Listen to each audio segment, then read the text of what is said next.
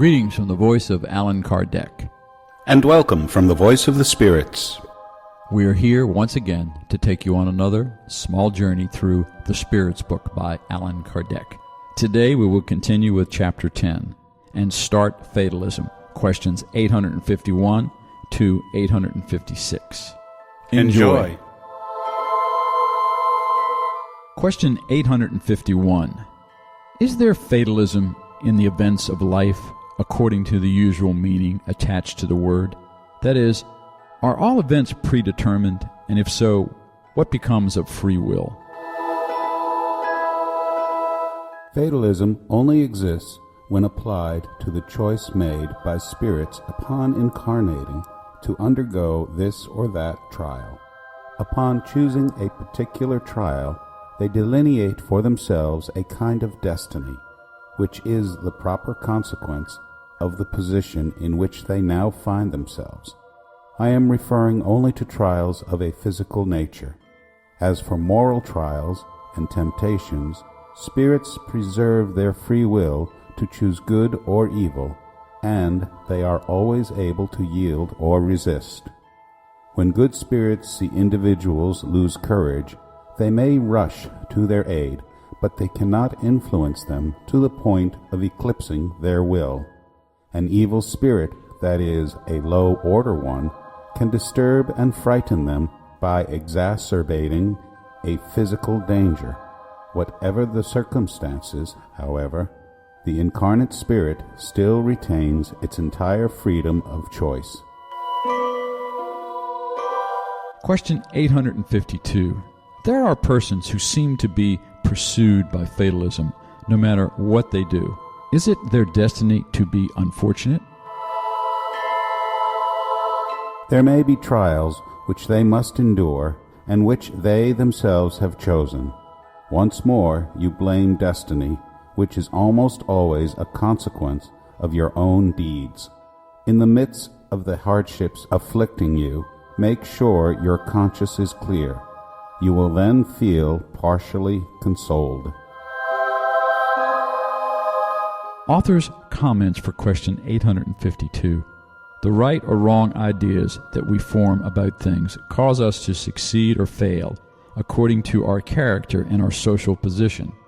We find it easier and less humiliating to our vanity to attribute our failures to fate or destiny, rather than to our own fault. If the influence of spirits sometimes contributes to this, we can always free ourselves from it by repelling the ideas they suggest when such ideas are evil. Question 853.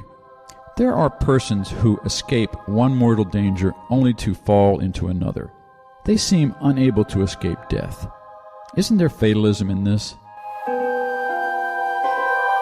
Fatalism, in the true meaning of the word, applies only to the instant of death. When that moment arrives in one form or another, you cannot escape it. Sub-question 853. Then, whatever may be the danger that threatens us, we will not die if our hour has not come. No, you will not die, and you have thousands of examples. But when your hour for departure comes, nothing will save you. God knows beforehand what kind of death will cause your departure, and frequently your spirit also knows it, because it was revealed to it when it made the choice of this or that existence. Question 854. From the infallibility of the hour of death, does it follow that the precautions taken to avoid it are useless?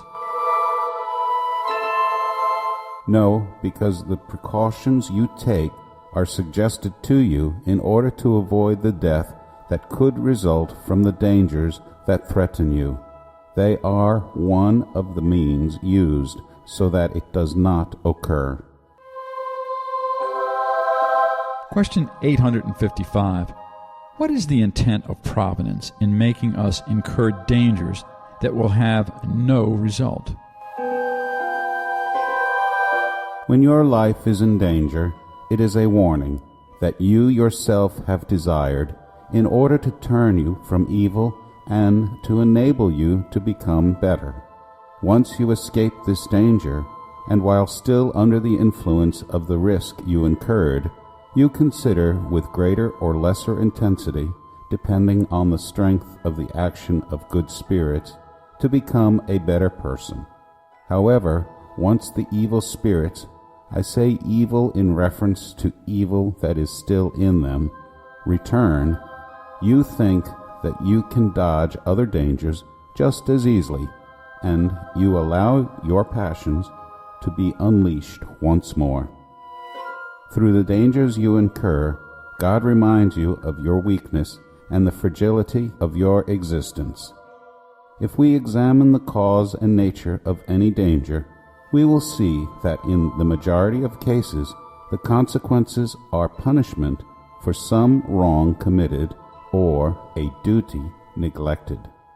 God thus warns you to reflect on and correct your wrongs. Refer to question numbers 526 to 532. Question 856. Does the spirit know beforehand what kind of death it will suffer? It knows that the kind of life it has chosen will expose it to dying more probably in one way than in another. But it also knows which struggles it will have to sustain in order to avoid it, and if God so wills, it will not succumb.